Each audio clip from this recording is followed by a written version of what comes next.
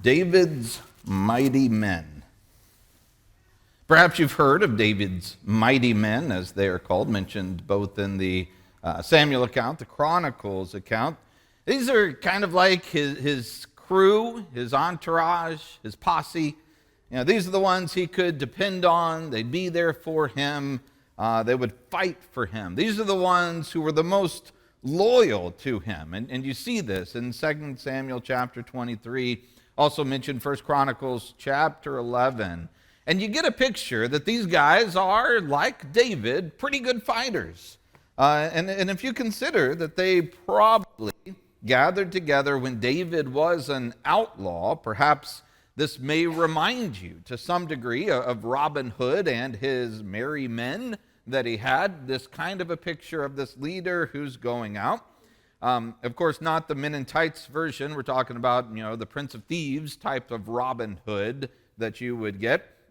Most famous of the men probably would be from 2 Samuel 23:39, Uriah the Hittite was one of David's mighty men. And he's most well known because of something that we will eventually get to and talk about in our Sunday evenings in the whole regard with the story of Bathsheba.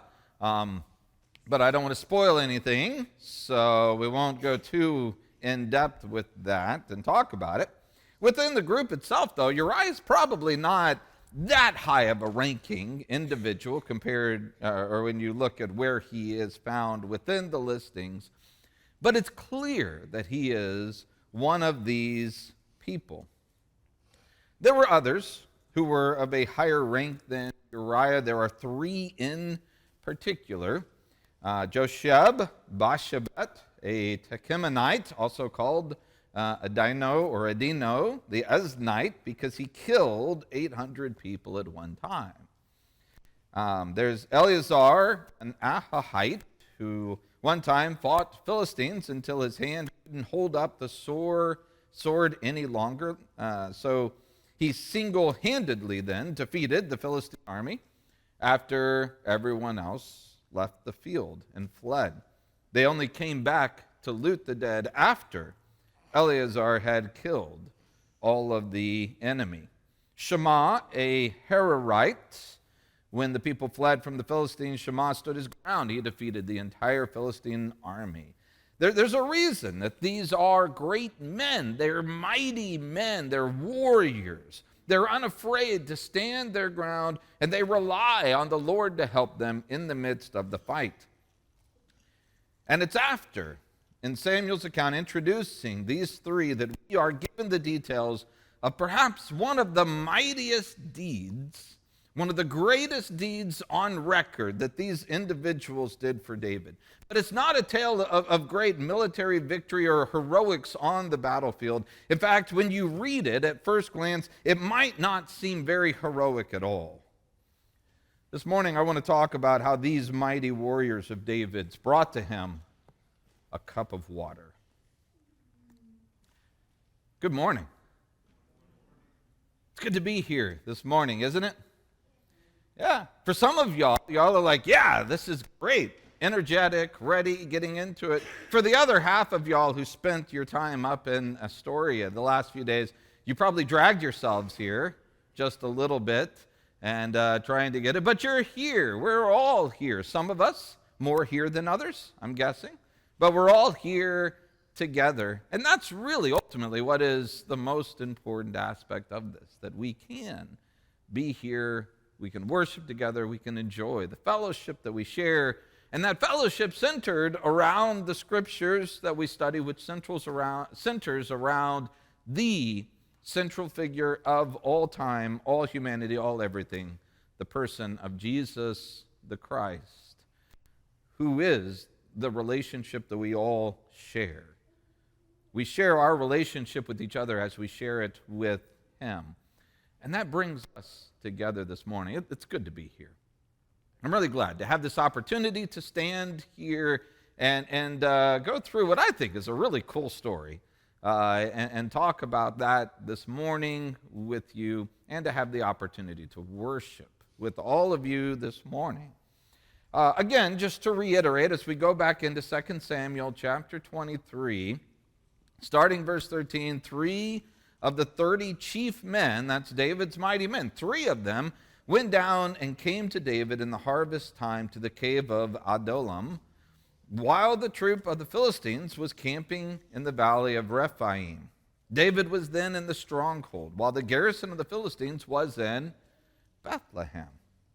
David had a craving, and he said, "Oh, that somebody would give me water to drink from the well of Bethlehem, which is by the gate." So the 3 mighty men broke through the camp of the Philistines, drew water from the well of Bethlehem, which was by the gate, and took it and brought it to David.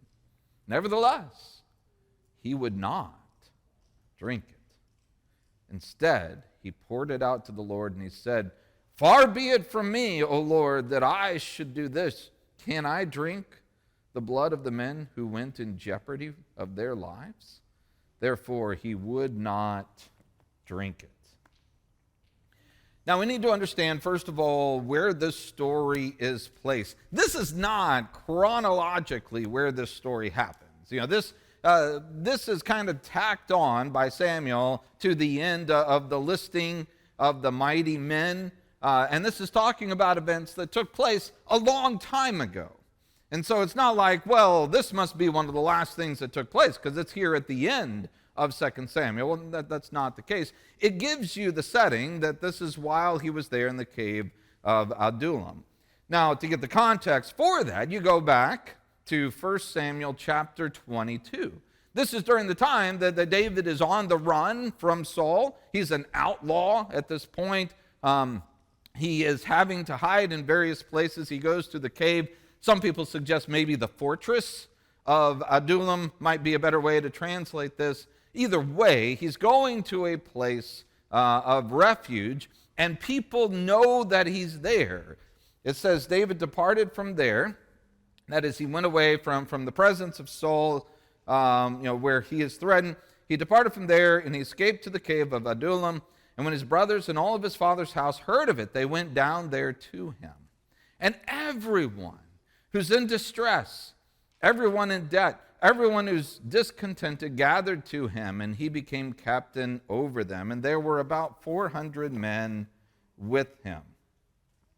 This is our context. David is here. He's the one who's kind of taking care of everybody who doesn't fit in with the current regime. The people that are being ignored, outcast, marginalized, pushed to the side during the days of Saul, these are the people who are finding refuge with David. They're coming to him, whatever it is, whether distress, debt, discontentment, they come to David so that David can look after them, and David becomes their captain.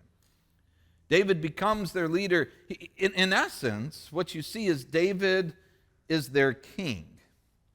Remember, he's already been anointed in chapter 16, and he's had his demonstration in chapter 17, and we haven't talked about this yet, but he's not going to actually take the throne until the current king dies. So he's basically a king who has been rejected. He's on the run, and the people are coming to him because they need a king, a proper king. And here it is, as the misplaced king here in this cave, probably where many of the luxuries that are often taken for granted in life, like a surplus of fresh water, are not available to him. It's here that he seems to think back longingly to those days as a boy when they used to run out of the gates. Remember, Bethlehem, that's where David grew up. It's not just a random city when he says, oh, that someone would give me water to drink from the well of Bethlehem, which is by the gate. This isn't a random statement. Here he is in this cave, on the run, dejected, rejected, everything else. And he's thinking, life was much simpler at one point. Life was simpler when, by the way, the garrison of the Philistines was not at Bethlehem. David grew up in a time when the Philistines were not at Bethlehem. While Saul's been on the run, trying to get David, who's on the run, the Philistines apparently have come in and have put a garrison right there in Bethlehem, and it's unavailable. And he's thinking back longingly with his time now, and he doesn't have anything to drink. And we don't know exactly how he says this. What we do know is that he says this out loud. "Oh, that someone could give me some water to drink from the well of Bethlehem, which is by the gate." And I'm assuming it's because he's drinking some stale water, some dirty water, some nasty waters, something. And he takes a swig of it and he's like, "Oh, man, this is nothing compared to that water that we had at the well by the gate in Bethlehem." And he must have said it out loud because there are at least 3 men who hear it. And you can almost envision these 3 men are standing around each other, and David says what he thought was just kind of a flippant statement. And each of these guys are looking at each other like, "Do you hear that?"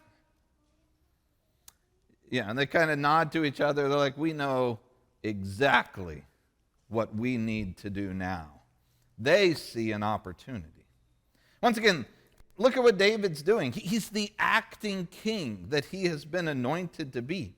He is giving himself to everyone else, and to these 3 men, he's probably everything. And here they find an opportunity. They can do something for him. They can give back to him in some way, shape, or form. And in their minds, they desire to do whatever they can to provide this man with what would make him happy. Not only would they go to the ends of the earth to fight for this man, but apparently they would infiltrate an enemy camp just to get him a cup of water. Imagine the risk that these men are taking. First of all, it's 3 against an entire enemy camp, and this is a stealth mission. This isn't them just kind of walking into the camp, announcing themselves, taking up their swords, and killing them all. Yeah, this is a stealth mission. This isn't like their heroics that they were famous for. They have to break through the garrison camp to get to the walls where the well is. And remember, the well is right by the gate, which is going to be the most observed and watched area of the city. This is not going to be an easy thing. In order to do this, they also have to abandon their post.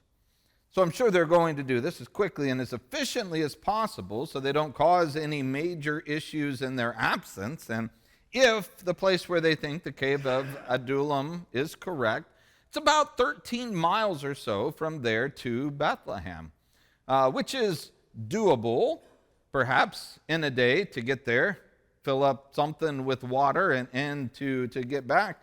But they're really going to have to push themselves to cover a 13-mile round or 26-mile round trip military operation to get this water.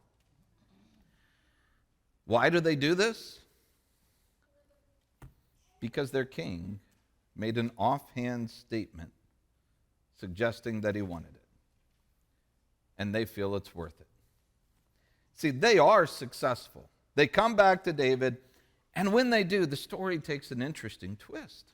One would think that when they came back in, they presented, and they're like, "Hey, David, you remember earlier yesterday you're talking about some water from Bethlehem?" And they, act like they're going to take a drink, and they're like, "Oh, you see this jug of water right here? This is water from Bethlehem." And you might expect David to go, "Oh, are you kidding me? That's hilarious. I can't believe you guys actually went and got that. Hey, grab some glass. We're all having some water from Bethlehem. Get some cups. This is hilarious, guys. Man, this is great. I can't believe you did this." And they all, kind of pour drinks, and he claps them on the back a few times and says, "Hey, this is great," and just had a good old time. That's how I would finish the story. If I was the one that was telling the story and I'm the one that is saying, that's how I would think it would go. That's not how it actually goes. In fact, the ending is actually much different and takes quite a turn because David seems to get very, very serious about this gift that's been given. In fact, instead of drinking it, it says that he poured it out to the Lord. This is what's known as a libation. It's a drink offering. You see this. It's talked about in Numbers chapter 15, around verse 10 or so. They talk about a drink offering, a libation that would accompany sacrifices. David here seems to be taking this water and he is offering it to God itself, saying that this sacrifice is worthy only of God. That this water, this libation, is worthy only to God. Why? Because of what he says about the rest. David says that this offering has come from those who gave their own blood for it. He says, "Shall I drink this? Far be it from me that I should do this. Shall I drink the blood of the men who went in jeopardy of their lives?" See, David says this offering comes from those they gave. They didn't just go and get water. He says they gave their blood for it. The price that they risked to present the offering was so great. It was as if they'd given their own lives. Or another way to put it, it's as if they had sacrificed themselves for this. And the sacrifice that they gave in order to bring this to David, David said that is a sacrifice that is worthy of adding this libation to it. A drink offering that goes with the sacrifice that has been given to God. And though I know it appears that by taking this water, they'd risked everything, and by pouring it out, saying, "Well, I know you went and got this, but guys, just watch me dump it on the ground." Some people might find that offensive and say, "Really? We went to all that trouble and you're not even going to take a drink of it? Man, that's horrible. What is wrong with you?" I think it's just the opposite. David is honoring them by pouring it out on the ground and saying this is dedicated to God. This is a libation that is poured out for them. It's poured out to the Lord because of their sacrifice of themselves. This is a gesture letting them know that what they have done for their king was something that actually honored God more than it honored David. Now, this is a relatively obscure story. The amount of space that you find within the scriptures is rather minuscule, but hopefully, as we're looking through this and talking about it, you saw a few things that maybe stood out to you. With the remainder of our time, I wanted to enumerate just a few things that I find interesting in this passage, perhaps some lessons that we can learn, which obviously won't be exhaustive, just like normal. The same thing that I say quite frequently. You probably noticed some things in this that I'm not going to bring out, and that's great.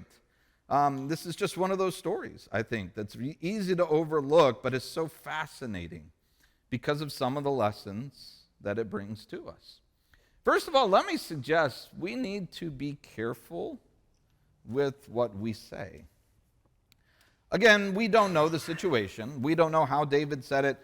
But I doubt very seriously that when David said, "Oh, that someone would give me water to drink from the well of Bethlehem," I doubt very seriously that he was looking at these guys saying, "So which one of you is going to be the one to do it?"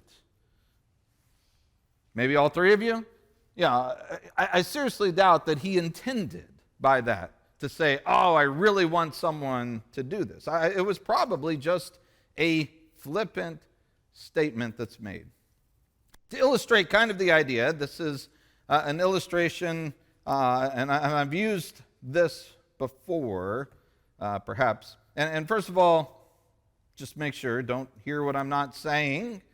I have an absolutely wonderful cook for a wife. I would never disparage her cooking in any way, shape, or form. She more than takes care of the family and everything else in that way, but at the same time, for some reason, she wants me to live past 55 years old. Therefore, a lot of the foods that I ate when I was growing up are not the same foods that I eat now. That's just the case. And not that what we have is bad, but there are times that I might longingly say, "Oh, that someone would bring me a brown sugar and cinnamon Pop-Tart for breakfast." Because Pop-Tarts are one of the things that I just really don't eat hardly ever anymore. To be fair, they have not been explicitly prohibited, and when I do try to sneak them into the house, she does not throw a fit, Just making sure everyone realizes that is the case.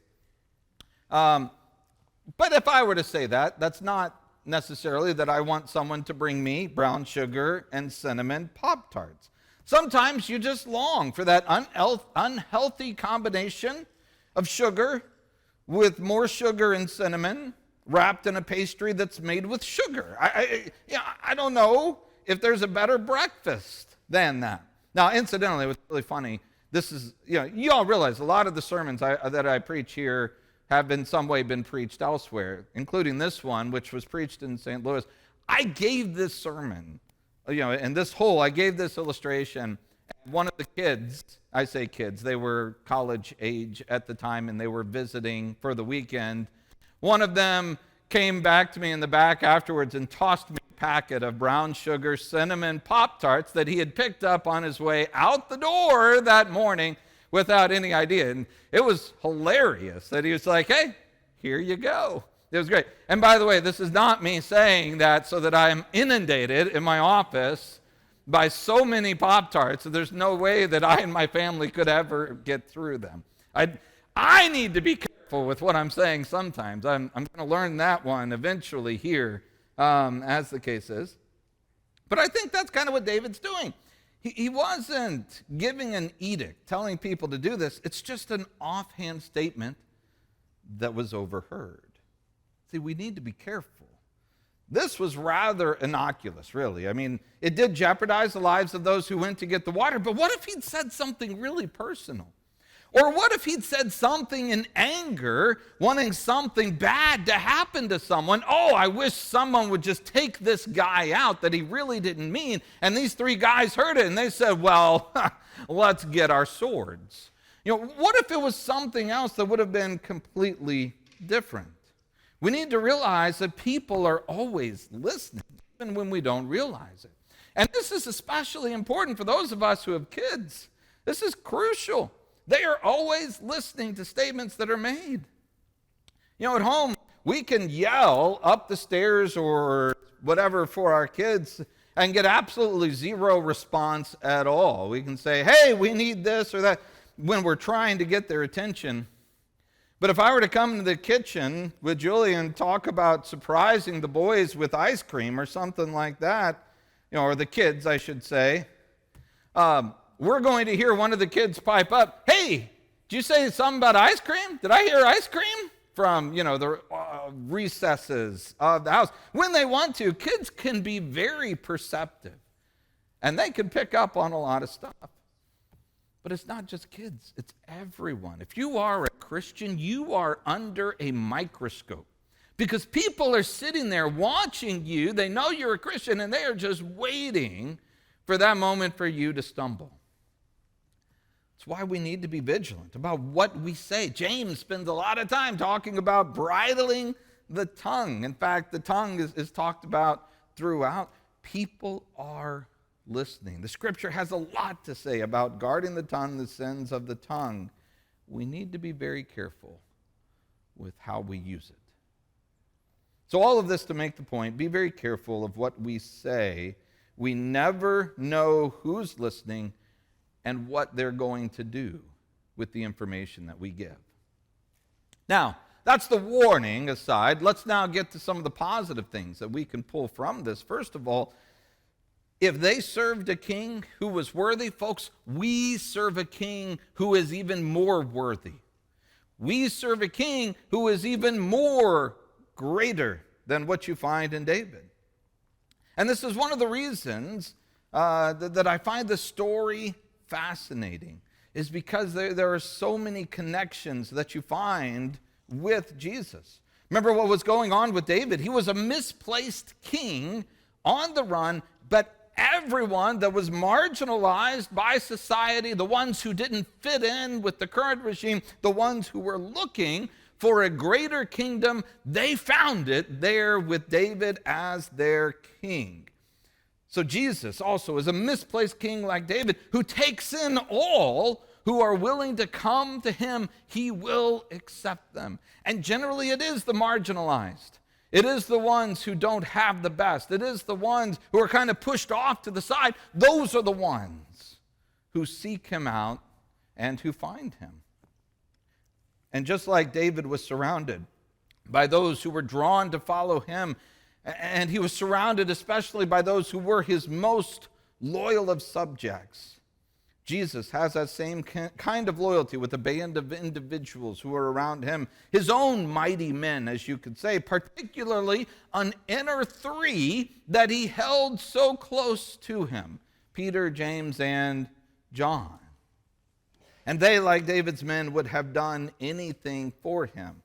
I mean, we know, yes, on the night that Peter denied Jesus, on the night of his betrayal, Peter denied Jesus 3 times. We understand that, we get that, but don't forget what Peter did before that denial, when there was a group of soldiers, and then Jesus was there with almost all of the people, the 11 that were there with him.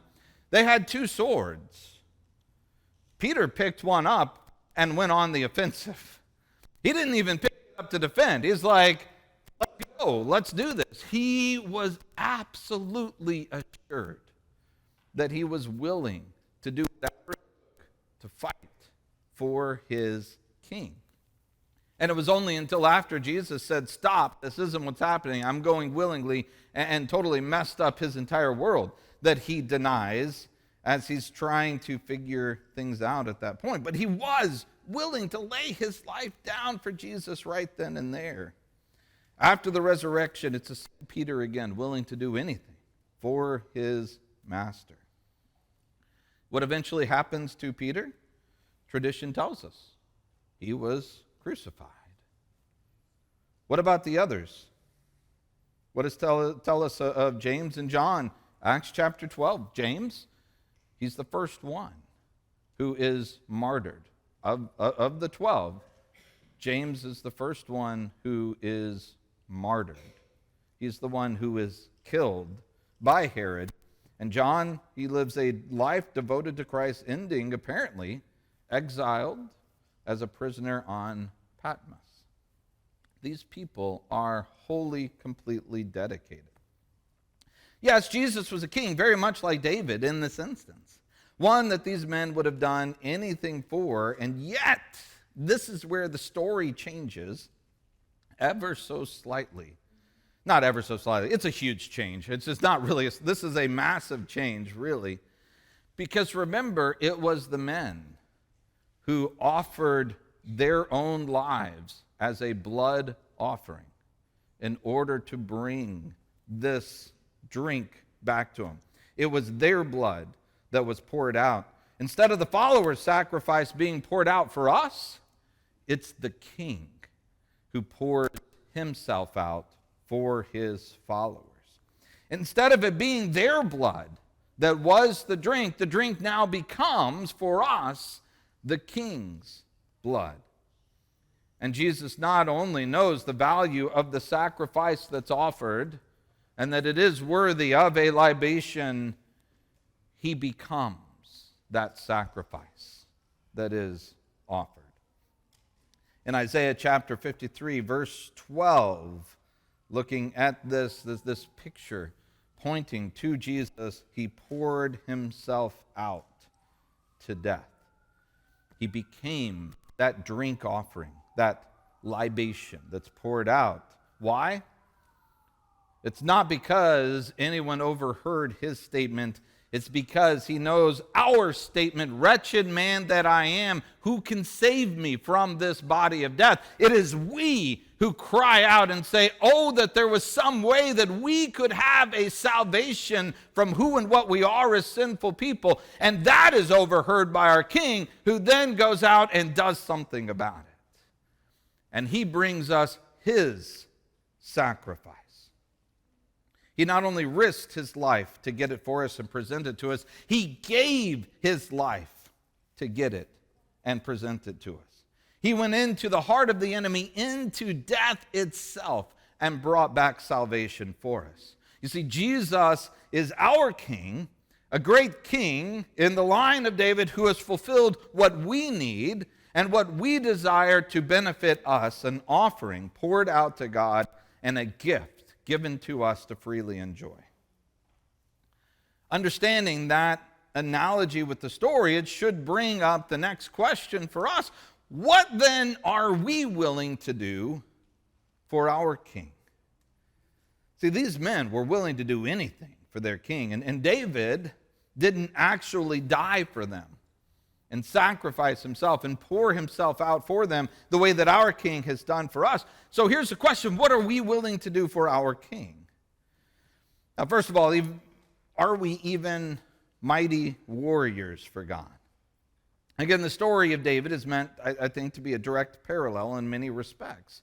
In that scenario, who are Jesus' mighty men? Well, why can't they be us? Why can't they be the ones who prove themselves on the battlefield valiantly? How can we prove to be mighty men, the great warriors?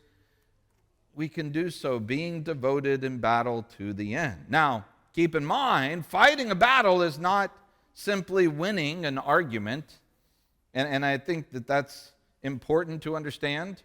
Fighting a battle is not engaging with somebody and browbeating them down with our truth so that we can, knock them off their feet. You know who was really good at putting to test those who were false and finding them to be false? Yeah, it's the church there in Ephesus when Jesus came to them and he said, here's what you do. You put them to the test, you find them to be false, all of that. And he says, but you're still not with me because you left your first love. It's not all about fighting the battle. It's not all about putting them to the test, beating them down, putting them in submission, showing that they're wrong, banging them over the head with the Bible, and I've got the truth, and you're going to be kicked around by this truth. I got you. That's not what it's all about. They did that. And Jesus says, yeah, y'all messed it up, and I'm about to just even remove your light from you as a church and claim that you're not even mine. It's more than just winning arguments. So we need to be careful that assuming being mighty men for Jesus is that we have to stand up and get in fights about Jesus with everyone that we see. On the other hand, are we so sheepish that we sit back and do nothing? Do we often talk about the idea of having, a personal Savior? I know that's a phrase that has a whole lot of connotation, but what it boils down to is the same phrase that we use all the time. Jesus died for you personally. And you hear the phrase, even if nobody else had ever sinned, he would still die for you personally. You have a personal Savior, a personal relationship. We talk about how much we love him, honor him, cherish him. And then what happens when we go into the world and people trash him, talk badly about him, and antagonize him? The question is, if we have that personal relationship, do we actually take that personally? Do we have a relationship to where that bothers us? If some people began to say bad things about Julia or to push around or pick on my kids, you'd better believe I'd be right there to defend my family. I'm not necessarily talking about fighting, but I'd make it clear the behavior is not appreciated and that I take what's being said personally. I would defend the honor of my family. I think most husbands and fathers would do the exact same thing. Why? Because of the relationships we share. We take it personally. So do we take it personally when our King, our God, our Savior comes under attack? If not, perhaps it's because we don't know enough to adequately defend him. We're not well enough equipped with the sword. Well, that didn't stop Peter. He was still willing to get in there. Folks, we need to get a proper view of our relationship with Jesus and take it personally when he comes under attack. He's our king. Let us be warriors for him, not physically. It's never calls for that. The New Testament never calls for you to pick up arms and swords and guns and our current way of looking at things and go on the offensive and attack people. It's not about that. The battleground we know from 2 Corinthians chapter 10, though we walk in the flesh, we do not war according to the flesh. The weapons of our warfare are not of the flesh. They're divinely powerful, the destruction of fortresses. We are destroying speculations, lofty things raised up against the knowledge of God, taking every thought captive to the obedience of Christ. This is how we fight. Now, I could spend a whole lot more time talking about this, but I put it in the bulletin so you can go and read about it there later. Not necessarily right now, but we talk about I talk about the Christian's battle in the bulletin article this morning. So let me move on then and say this is important. We serve our King when we serve others. In fact, one of the points from that article is that we show love and honor to our King by how it is that we treat each other. We're not going to go and read through this passage. I hope that you are familiar with Matthew chapter 25. This is that section where Jesus, there towards the end in his teaching, he separates them out from the right and the left, the sheep and the goats, and he separates them based on this. He says, when I was hungry, you gave me something to eat. When I was thirsty, you gave me something to drink. Naked, you clothed me. When I was sick, you took care of me. When I was imprisoned, you came and you visited me. All of those things. And this is a passage that shows very clearly the way in which we serve our King is by serving each other. Remember what they said? They said, well, hold on, King.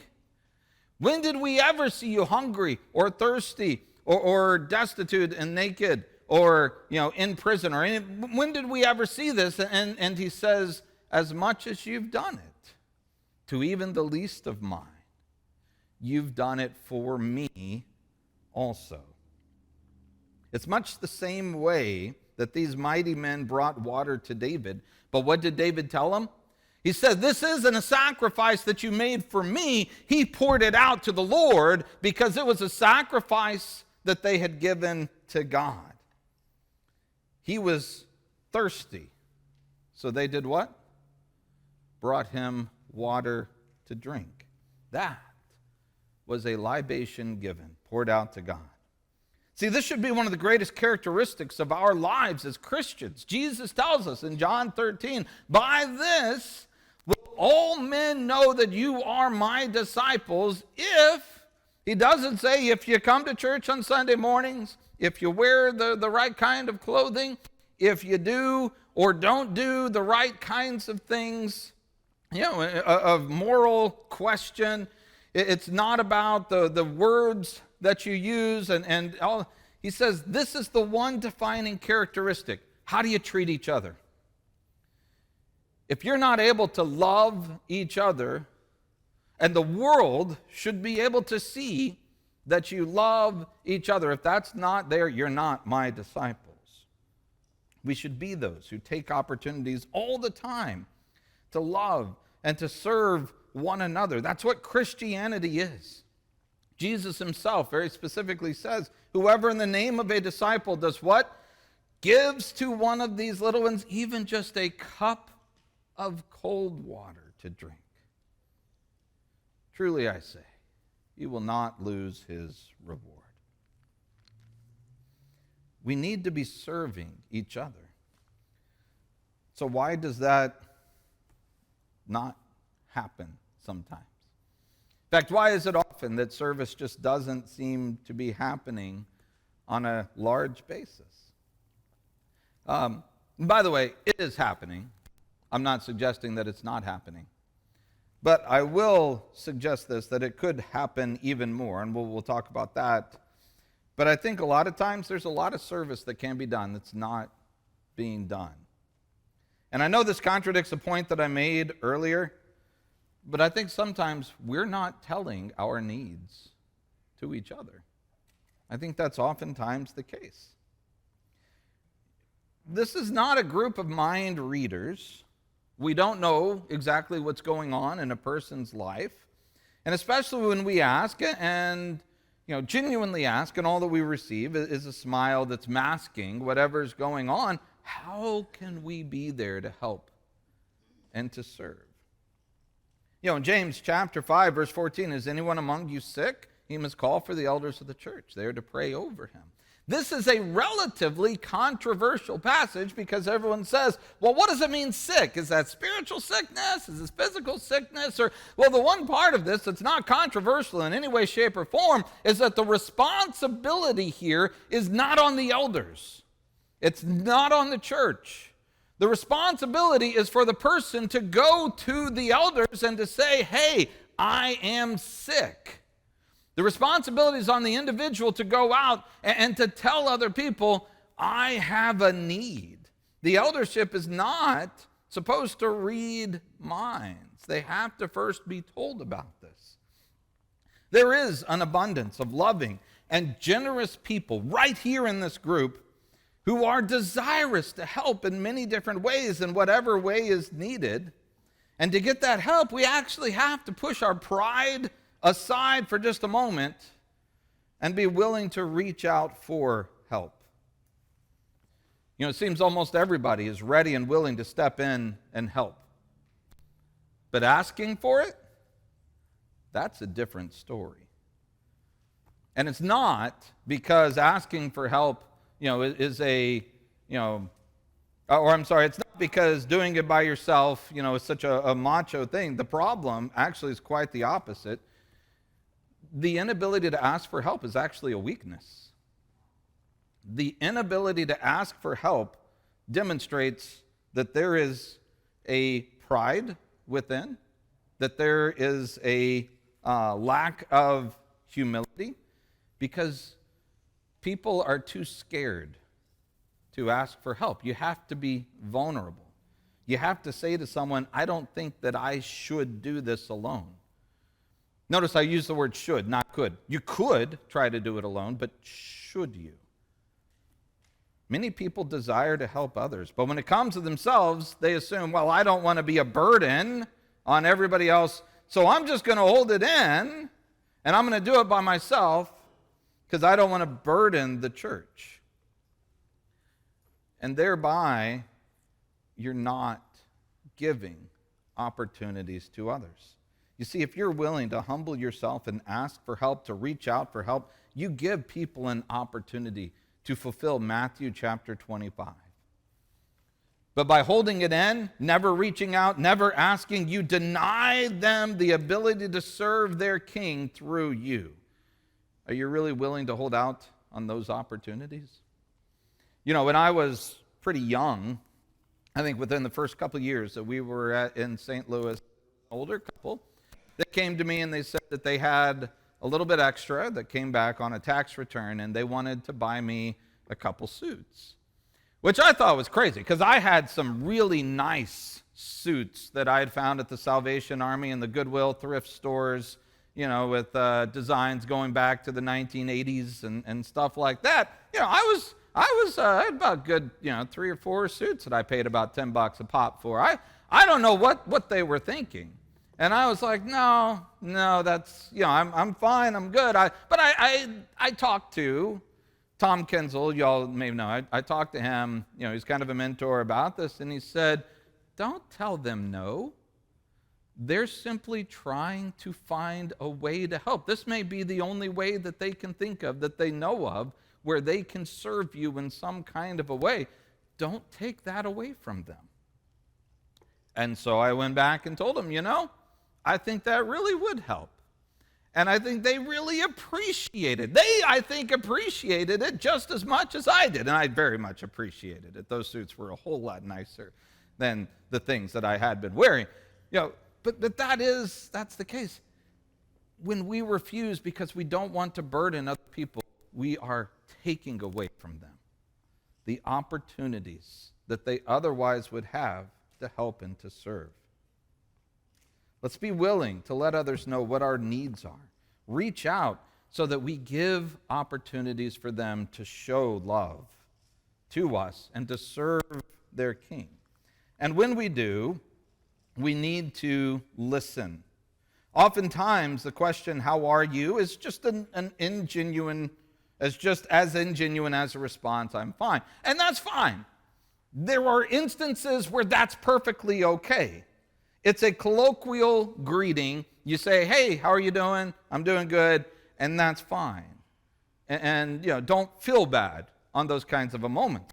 But sometimes there is a context in which a person is genuinely asking because they really want to know. That's when a genuine response is necessary. We need to spend time listening to one another so we know that needs are being met. And oftentimes that's the case because we, as close as we are, could be closer. Now, there will always be those you just don't know well. Perhaps you don't get along well with, or you just have awkward conversations with. So what could you possibly have to talk about? We've all been there, but let me suggest to you, I mentioned this earlier, we do have something in common. Everyone here has something in common. We're not a fellowship of believers who are here because we like to be around each other. We're here because we are a fellowship of believers. We're not a social club that gets together to talk about things. We are a congregation of people who come to Jesus and we meet each other there. And even if we have absolutely nothing in common with anyone else, we have this in common. We are both in Christ. Let that be the common denominator upon which we build a relationship. And then we can grow with each other from there. Turn acquaintances into friendships, friendships into close relationships. It can be done. In fact, it should be done if we meet together at the cross of Christ, where what's important to him is that we love one another. Because we can't love each other as Christ would have us to do if we don't know each other. If you want to serve your king by serving one another, to be one of the mighty warriors, not just because you're going to fight battles, but because you serve your king, you do so as you serve each other. And it requires getting to know each other. It requires sacrifice on our parts. Giving up something valuable to us. It takes effort, time, encroaching on comfort, routine. It's a sacrifice to visit, to help, to spend time with, to study the Bible with, to be there. Is it too much to ask to be willing to get a cup of water for someone? In a figurative sense. Folks, there's work that we all can do. When it comes down to it, Jesus is our king. He's a worthy king who is there for the outcasts, the rejects, those who've given in to sin, those who come to him, and we are his mighty warriors, loyal, fighting for him. And we do this not only as we fight battles in the mind, but also as we serve others for him. Let us all go out of our way to seek what cups of water we can bring to our King in our service. Let's pray together. Our great and mighty God, we love you and we thank you that you have provided for us our King. Help us to be his mighty warriors who fight in the minds of those who are still lost, but also help us to do all that we can to serve one another as we serve our King. Help us to be like our King. We thank you for Jesus, and it is through him we now pray.